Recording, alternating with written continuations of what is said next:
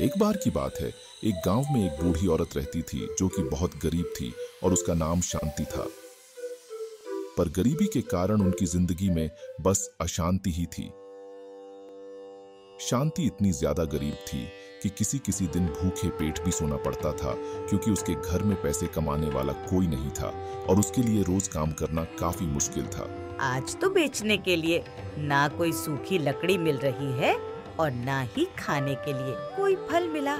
लगता है आज फिर भूखा पेट सोना पड़ेगा। शांति मायूस होकर वहां से अपने घर की ओर चल पड़ी और कुछ दूर जाने के बाद उसकी नजर एक पेड़ पर पड़ी जिसमें बहुत सारे फल लगे थे। ये देखकर शांति खुश हो गई। लगता है भगवान ने मेरी सुन ली। इतने सारे फल, आज तो इन्हें भरपेट खाऊंगी। शांति ने खुशी खुशी उस पेड़ के पास जाकर उस पेड़ से एक फल तोड़कर खाया, पर वो फल इतना कड़वा था कि वो उसे खा नहीं पाई। ओह, ये फल कितना कड़वा है। इसे खाने से तो मेरा पूरा मुंह कड़वा हो जाएगा। फल कड़वा तो था, पर शांति के पास उन्हें खाने के अलावा और कोई चारा नहीं था। अगर वो ये फल नहीं खाती तो भूखे पेट सोना पड़ता, इसलिए वो सोच में पड़ गई। अगर ये फल लेकर नहीं गई तो भूखा पेट सोना पड़ेगा, और भूखे पेट सोने से अच्छा है किसी तरह इसे ही खा लूं। कम से कम पेट तो भरेगा।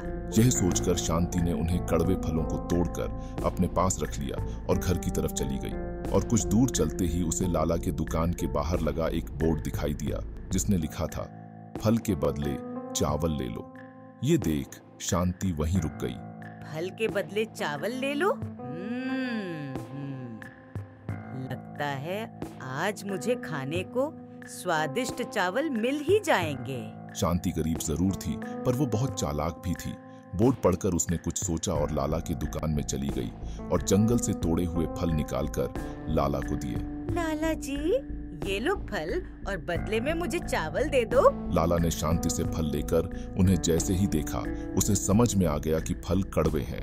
ये क्या? ये भी कोई फल है? कितने कड़वे हैं, इनके बदले कुछ नहीं मिलेगा। पर तुमने यहाँ बस फल के बारे में लिखा है, उसमें कड़वा या मीठे का कोई जिक्र नहीं। और फल तो फल होता है। अब तुम्हें चावल देने ही पड़ेंगे, वरना मैं महाराज से शिकायत करूंगी।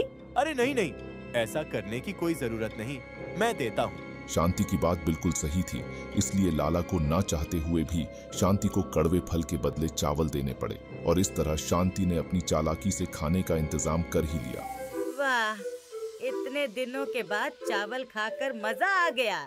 शांति खाने का स्वाद ले ही रही थी, तभी उसे अचानक सिपाहियों की आवाज सुनाई दी और वो दौड़कर बाहर गई तो देखा महाराज के सिपाही महाराज का ऐलान सुना रहे थे। सुनो सुनो सुनो, महाराज ने राज्य के सभी लोगों के लिए एक प्रतियोगिता का ऐलान किया है। आप सभी उसमें हिस्सा ले सकते हैं। जो भी प्रतियोगिता जीतेगा उसे महाराज इनाम देंगे। सुनो सुनो सुनो। सिपाही की बात सुनकर शांति खुश हो गई। उसे पूरा यकीन था कि वो प्रतियोगिता जीत सकती है। अगर मैं ये प्रतियोगिता जीत गई तो इनाम के पैसों से मेरे सारे दुख दूर हो सकते हैं। शांति प्रतियोगिता में हिस्सा लेने के लिए तुरंत राज दरबार पहुंच गई, जहां पहले ही और भी प्रतियोगी मौजूद थे। ये राजमहल के सबसे पुराने चित्रों में से एक है। आप लोगों को बस इतना बताना है कि इसमें कौन सी चित्र बनी है। जो सही बताएगा वही विजेता होगा। ये तो बहुत आसान है, इसमें कुछ भी नहीं बना है। नहीं नहीं, यह एक वीरान जमीन का चित्र है। सब लोग उस चित्र को देखकर अपना अपना राय दे रहे थे, सिवाय शांति के। शांति चुपचाप उस चित्र को देख रही थी और कुछ सोचने के बाद वो आगे आई। महाराज, मैं जानती हूँ ये किस चीज का चित्र है। अच्छा, फिर हमें भी बताओ। महाराज, इस चित्र में हरे हरे घास और एक घोड़ा बना था।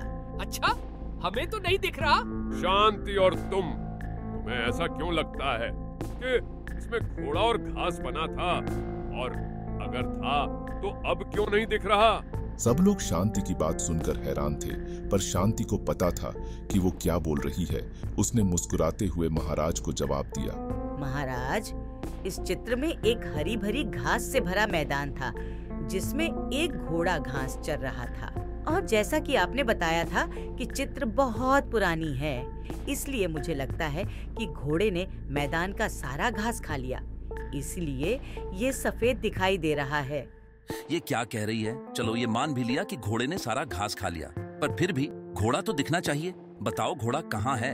अब जब मैदान में घास बचे ही नहीं, तो घोड़ा यहाँ रहकर क्या करेगा? वो तो घास की तलाश में यहाँ से चला गया। शांति ने बड़ी चालाकी से ऐसा जवाब दिया कि महाराज उसकी चतुराई से खुश हो गए। बहुत खूब। मैं तो बस देखना चाहता था कि हमारे राज्य के लोग बुद्धिमान हैं या नहीं, पर तुमने अपनी बुद्धिमानी का परिचय देकर मुझे खुश कर दिया। मैं तुम्हें प्रतियोगिता का विजेता घोषित करता हूँ। धन्यवाद महाराज। इस तरह शांति ने अपनी चतुराई से प्रतियोगिता जीत ली और इनाम में मिले पैसों से उसके सारे दुख दूर हो गए। उसे फिर कभी भूखे पेट नहीं सोना पड़ा।